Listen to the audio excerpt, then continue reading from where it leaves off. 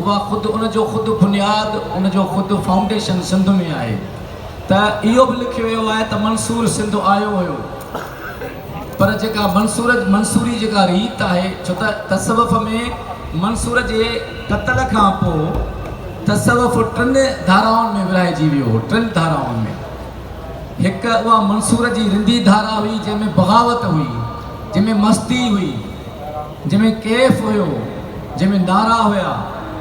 उन जे क़त्ल खां पोइ उहा धारा बैकग्राउंड में हली वई हुई, पर ॿ धाराऊं उते नयूं इंट्रोड्यूस थियूं। उन में हिकिड़ी हुई ख़ानकाही, ऐं चोथों जेको किताबु आहे त ही उन टीं चौथी सदीअ जा तसवुफ़ जा किताब आहिनि, मंसूर खां फ़ौरन बाद में।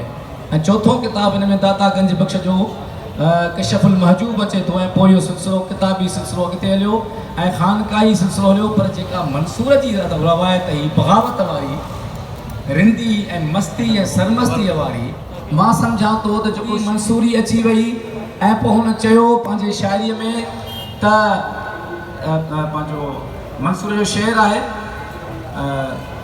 मन अरसर नो जलवा दहन दारो रसन उमरीस्त के आवाज़ मंसूर कोन शुद।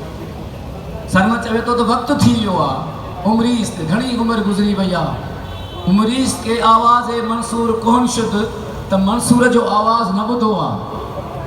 मन अरसर नो जलवा रसन मन अरसर नो जलवा दहन दारो रसना, दारो रसन रा हाणे जल्दी सूर्य खे सजायो त वरी नओं मंसूर